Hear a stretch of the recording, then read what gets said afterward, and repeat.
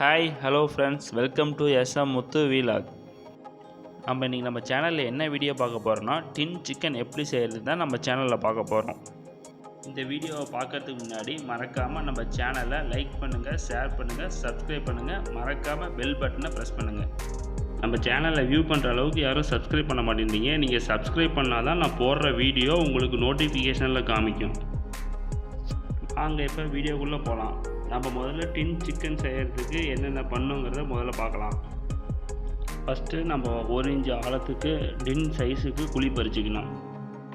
1 inch ஆழம் எதுக்கு பறிக்கிறோம்னா, அந்த 1 இன்ச்சு ஆழத்தில் இலையை வச்சிட்டோம்னா அதுக்கு மேலே ட்ரம் மட்டத்துக்கு உக்காந்துக்கும். ஒருவேளை மண் மட்டம் பறிக்காத மேலேயே இலை வச்சோம்னா ட்ரம்மு விரவு போடுறப்போ ஒரு பக்கம் நவுந்துட்டு போயிடும். அடுத்தது கரெக்டாக சென்டரில் நம்ம மூங்கில் குச்சி இருந்ததுன்னா எடுத்து கரெக்டாக மண்ணுக்கு மேலே ஒரு அடி இருக்கிற மாரி அடிச்சுக்கணும். ட்ரம்முக்கு மேலே இடிக்காத மாரி நம்ம அளவு சைஸ் பார்த்து குச்சியை கட் பண்ணி நம்ம வச்சுக்கணும்.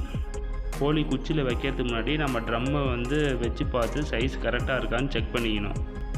அடுத்தது நம்ம நாட்டுக்கோழி எடுத்துக்கலாம். இது நம்மக்கிட்டே ஃப்ரீ ரேஞ்சில் வளர்த்துன நாட்டுக்கோழி. இது டின் சிக்கனுக்கு இந்த நாட்டுக்கோழி சூட் ஆகுமா அப்படிங்கிறது நாங்கள் இது ஃபஸ்ட் டைமாக பண்ணுறோம். இந்த வீடியோ எப்படி வருதுன்னு நம்ம கடைசியில் பார்த்தா தான் தெரியும்.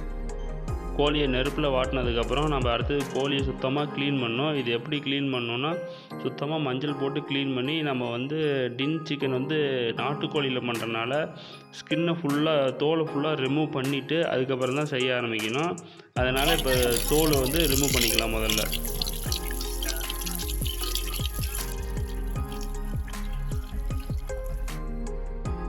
அடுத்தது நம்ம கோழியை நம்ம ஃபுல்லாக நம்ம கத்தியில் கீறி விட்டுக்கணும், கோடு போட்டணும். அப்போ தான் அந்த மசாலா இன்க்ரீடியன்ஸ்லாம் உள்ளே இறங்கும். அதனால் ஃபுல்லாக பாருங்க தோலை உரிச்சாச்சு, சுத்தமாக க்ளீனாக தோலை உரிச்சாச்சு.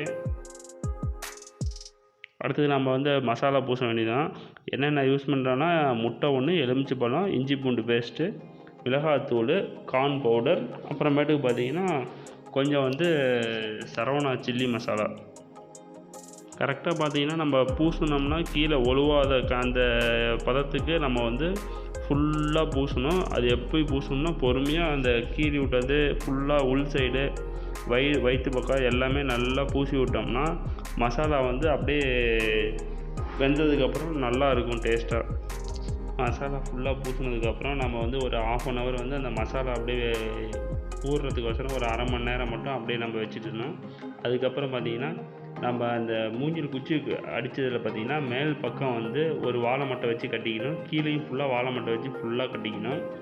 இப்போ அந்த கோழி நல்லா ஊறினதுக்கப்புறம் பாருங்கள் எப்படி இருக்குதுன்னு, மசாலா பாருங்கள் அப்படியே ஒட்டிக்கிச்சு. இப்போ நம்ம என்ன பண்ணணும்னா, அந்த குச்சியில் கரெக்டாக அந்த மேலே இடித்து நிற்கிற அளவுக்கு சொருகி வைக்கணும். கரெக்டாக நான் செட் பண்ணது கரெக்டாக எனக்கு அமைஞ்சிக்கிச்சு. அதனால் கரெக்டாக நின்றுக்கிச்சு. ஒருவேளை உங்களுக்கு கீழே இறங்கும் டவுட்டாக இருந்ததுன்னா, பாருங்கள் அடியில் நான் குச்சி வச்சு குறுக்க கட்டியிருக்க மாதிரி நீங்கள் குறுக்க வச்சு கொஞ்சம் ஒன்று வளர்த்தி குச்சை வச்சு கட்டிட்டிங்கன்னா நல்லா வந்ததுக்கப்புறம் கீழே இறங்குச்சுன்னா போய் அந்த குச்சிலே இடித்து நின்றுக்கும். அதுக்கு கீழே அந்த கோழி கீழே இறங்காது. அடுத்தது பார்த்திங்கன்னா கழுத்து பகுதி நீளமாக இருக்கனால மேலே டின்னில் எனக்கு இடிக்குது. அதனால் அதை நான் வளைச்சி கீழே கட்டி வச்சுருக்கிறேன்.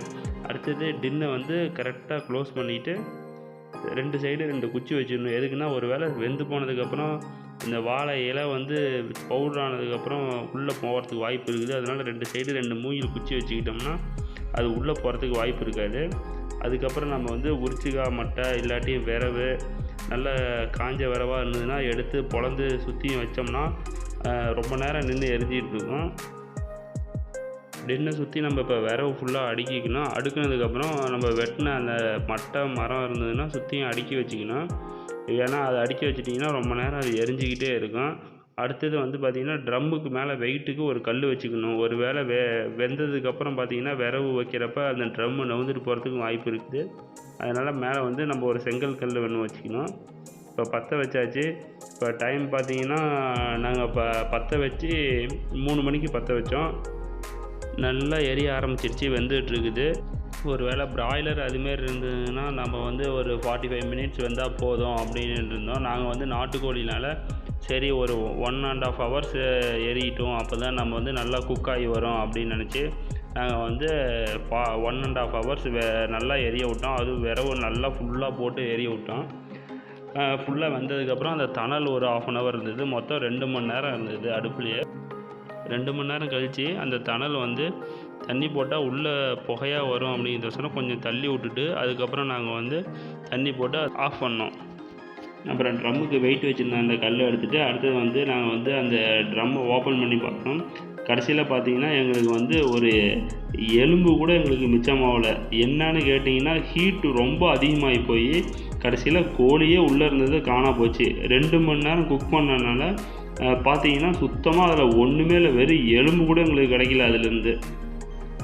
அதுக்கு காரணம் என்னென்னா நாங்கள் வந்து 1.5 மணி நேரம் ஹீட்டு ஃபுல்லாக விரவ வச்சு எரித்து அதுக்கப்புறம் தணலில் 1/2 hour இருந்ததுனால அது பார்த்திங்கன்னா உள்ளே சுத்தமாக எல்லாம் மூங்கில் குச்சே வெந்து போய் பவுட்ராகி போச்சு. அதுதான் நாங்கள் பண்ண பெரிய தப்பு. அந்த கரெக்டாக குக் பண்ணுறது வந்து பார்த்திங்கன்னா பிராய்லராக இருந்தால் ஒரு 20 minutes to 30 minutes வந்தால் போதும். அதே ஒரு வேளை நாட்டுக்கோழியாக இருந்தால் அதிகபட்சம் 35 to 40 minutes வெந்தால் போதும். அதே ஓவர் குக் ஆகிரும். நாங்கள் பண்ண அந்த தப்புனால கடைசியில் பார்த்திங்கன்னா ஒரு எலும்பு கூட எங்களுக்கு மிச்சமாகலை. நாங்கள் வந்து திரும்பி இன்னொரு கோழி பிடிச்சிட்டு வந்து நாங்கள் செஞ்சு அது திரும்பியும் வந்து சக்ஸஸ்ஃபுல்லாக பண்ணோம். அந்த வீடியோ வந்து இன்னும் ஒரு 3 daysல வந்து நான் யூடியூப்பில் வந்து அப்லோட் பண்ணுறேன். அதுக்கு முன்னாடி நம்ம சேனலை லைக் பண்ணுங்கள், ஷேர் பண்ணுங்கள், சப்ஸ்கிரைப் பண்ணுங்கள். மறக்காமல் பெல் பட்டனை ப்ரெஸ் பண்ணுங்கள்.